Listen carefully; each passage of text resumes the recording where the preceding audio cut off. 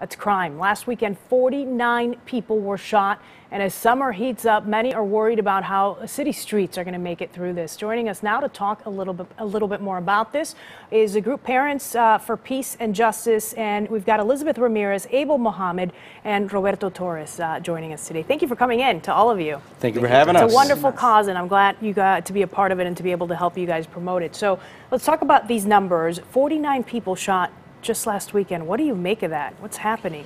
The violence, it's scary. It's a scary number.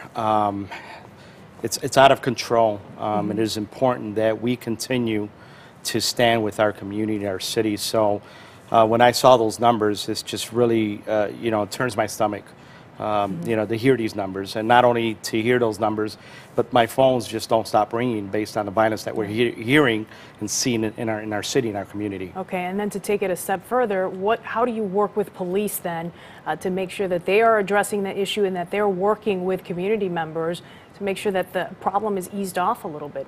And it has to go much further than just police. They are limited in what they can do. It takes pastors, schools, activists, everybody in the community has to do something, and I think that's what we're working to do that has been helpful. Is we can't put it on just the police or the alderman or the mayor even. All of them have a part to play, but we have to start first. We believe in our, I think, biggest contribution is in trying to unite everybody towards the cause, which is to save our children. Do you think that synergy or that connection is happening where you've got different groups working together, or do we still have a long way to go? Well, I think it's beginning to happen, and as most things begin slowly and start to evolve, but just in the few months we've been working together, we've seen a lot of progress where we have Mexican, Puerto Rican, black, white, Christian, Muslim, Jews, non-religious people, because this affects everyone. The bullets aren't aiming at Christian black children and missing Muslim Mexican children or Jewish children, so everybody has something that they can offer to help everybody else, because ultimately it's helping ourselves. Okay. Now, Elizabeth, I want to bring you into the conversation because you lost your son due to gun violence, and you have become very active with this group, Parents for Peace and Justice, and I'm wondering what you're hearing from other parents as to what's happening out on the streets and how they can help and what you can do. Well, I've met a lot of parents that have lost their children to the violence, and we stand together and do some visuals, and my thing is the children. I always say it's not about us, it's about our children. The community needs to get involved. Parents that lost their children need to think about their other children they still have with them. We are our children's voices. Yes, like I always say, I want justice, but at the same time I want peace. And I think if more of us get together, whole hand. Doesn't matter, and it's not important what nationality you are. What matters is we stand together and let our voices be heard. And we could all do something. Okay. What are you noticing in your neighborhood right now? Has it gotten better? Unfortunately. And you hesitate to answer that. It's not. It's not. It's not. We just, last week there was 2 deaths. It's every weekend. Even during the weekday. You're in Humboldt Park or Logan Square? I'm not in the city any longer, okay, but I do have family members in the city of Chicago, and I'm always hearing, and I'm seeing the news, and I'm always receiving phone calls too. This happened at this location, and it's sad. A bullet doesn't have an age or a name. Bullets is going all over, killing babies. I'm tired of going to wakes. I'm tired of seeing a 2, 3, 6 months old baby laying in a cask, and the parents need to get involved. The parents need to get involved. The community needs to get involved. They need to not ignore what's happening. If they see something, call the police.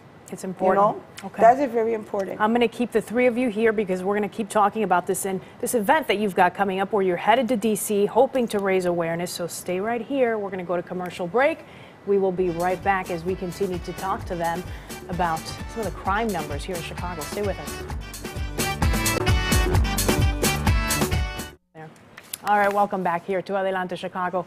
Gun violence has taken the lives of young men and women. It is without a doubt a devastating time for their parents. As you can imagine, many having a difficult time coping with the loss. So a group of Latino parents came up with a group meant to help families through that loss. They are also building awareness about how dangerous our streets can be right now. Joining us to talk about this. We've been talking to them in the last segment, Roberto Torres, Elizabeth Ramirez, and Abel Mohammed with Parents for Peace and Justice. It's, like I said, always nice to have you guys here. Thank you. We've talked to you before, and you've got some very interesting stories. We're going to talk about this trip that you're taking to D.C., but I want to start and continue with you, Elizabeth, and I want you to just tell us briefly about the story behind your son, because to this day, nobody has been arrested, really, for his death. Correct. Yes. My son, October 23rd, 2011, was celebrating his birthday. Someone came in with a max through the kitchen door and started shooting, not directly at my son, but was shooting all over. My son gave his life for 2 other lives. He saved his cousin's life and her child's life. And to this day, there have not been an arrest. What is that like for you as a parent to, number one, have lost your son, number two, to not really have any closure because there have been no arrests, as you mentioned? It's hard because I never, me as a parent, never imagined losing a child to the violence. My son wasn't a troublemaker. He wasn't involved in gangs or in the corner selling that garbage. My son had a life. He was working a 40-hour job and going to college to become a coach. They took his dreams away. You know, I am not going to see my son walk through that aisle to get married. I'm not going to see no grandbabies from him.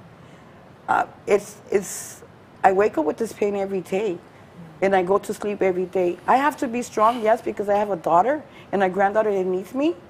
But inside, I'm dying inside, you know, and it's hard. And when you stand by another mother that lost a child, it hurts. Yeah. When you go to a wake that a mother lost her child and is going to bury her child, the only thing I say to myself, there goes another mother going through my pain, losing a child, when it's supposed to be our children burying us. We're not supposed to bury our children. And because of this, you have now become an advocate for other parents who are going through the exact same thing through this group, Parents for Peace and Justice. Tell me about that. Well, we have meetings in my home once a month, and we do... I know you've done some vigils, too. We have vigils, correct, and we have our support meetings once a month in my home again. My doors are always open to whoever wants justice and peace and some kind of support. Because us mothers that have lost a child, we could support each other. You know, and that's the best thing I've learned of a mother that lost her child over 22 years ago, how to give myself certain moments of crying. Yeah. And that's how. And I thank her every day. Every time I speak with her, I thank her for being in my life because I've learned a lot from her. Today I could grieve, but I don't grieve as hard as I used to, beating myself down, you know, being mad at the world. You know, and it's God too. God is with me, and He's the one that's helping. And it's important to have those connections, I think. Correct, it is. All right, so let's talk about what's going on in June, because you're taking a big trip. Yes. I'm going to direct this question to Abel. So you're headed to D.C. What's going to happen there? It's a group of you headed out there in a bus, right? Right. It's, well, in vans and buses. Okay. And it's not just from Chicago. They'll be heading from other places. And the objective is to bring light to the situation of what is happening to our young people. So you're joining families throughout the country. Exactly, exactly. And we plan on going there to make a statement to everyone that none of us can do this by ourselves. This is bigger than one person, one organization, a particular faith, a particular political program or agenda. This is something that affects all of our people, all of our families, and all of us have to do something to contribute to it. And so we're going there to really just make a statement of unity. And Abel, you come into this with a different perspective to this whole thing. Tell me about it. Well, my background is from my family's from Mexico, and then my immediate religious background is as a Muslim. And, you know, my contribution to this has been through the invitation of Christian pastors and friends from Christian faiths. But we're going into the streets and talking to the brothers on the streets who are doing the shootings. And it doesn't matter to us what affiliation they have, what their background is. We're going to offer them something, because obviously for them to get into that condition, there has to be something that is missing. Okay. I'm going to piggyback off that last question. So you talk to them and you say what, and what is their response? In the most cases, we're there to ask them, what is it that we can do to help? And in almost every case, there's two things that are missing. It's economics and the sense of love or family. In almost every situation, those are the two key things. But how do you help with that, though? I mean, what can you do? And that is what, going back to what Elizabeth said, you need parents. Yeah. Because parents are the key to the love. Really, the economic aspect is secondary, because in a loving family, you know, we grew up poor. Most of us did from Latin America. We didn't even realize we were poor because there was love in the household. So even though all we ate was beans every day and tortillas or whatever we did, it was enough because mom made it out of love. What has happened in modern or in the recent, 80s, 90s, and going into the 2000s is the mothers and dads are no longer able to produce not the economics, but the love in the household because they're out working so much and the dollar doesn't go as far. So we know we have to address it with programs, but if we can address the love aspect, I think the economic aspect of what they think they need will be addressed, because what they're really missing is the love of mom and dad at home. All right, Robert, this next question is for you. As you work with these groups and with these mothers, what is a difference that you're noticing within the Latino community when it comes to crime and addressing crime in some of these neighborhoods? Well, I think by addressing it, by being consistent, and we do a lot of visuals, we get a lot of the calls, but the Latinos they're in dire need and they're asking for help, and that's why we stand with them. I think some leadership too, and you and I have talked about this in the past, just the lack of leadership right now within the Latino community. That is correct, and that's where Abel Muhammad comes in, and there is other leaders that I'm reaching out to. But yeah, I mean, the community is asking, where are the leaders? Where are the politicians? Where are the pastors? And they are challenging, but I think one of the things that we have to be is consistent. I was just at a visual on Tuesday where we stood with the Noble community because there's active violence on Division and Keeler. Now we're going to do that for the next 3 Tuesdays to stand there, and we've partnered up with the 11th District and 25th District to have the community speak and voice their concerns to the police department. Being very active. All right. You've got this event over in D.C. I want you to sort of promote, if you want to try to get more people to come out with you and to pay attention and raise awareness to this event. So where can folks get more info? Well, if they could reach out to me, Robert Torres, they can contact me via Facebook.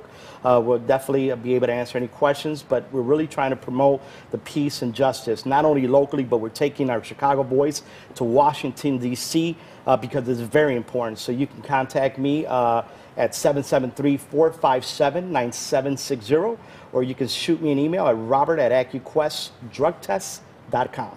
Okay. And can people still join in that event? Absolutely. Okay. So if they want to head out there with you, they can. Absolutely. These are literally, we've partnered up with Mothers in Charge, and there's other mothers and other organizations throughout the United States that are coming together in June 6th in Washington, D.C. So it doesn't matter if you're a group, organization, or just a couple of mothers or activists. Everybody's welcome. I love it. All right. Thank you so much to the three of you. Thank you. Yes, thank you. Come back, please. Thank you.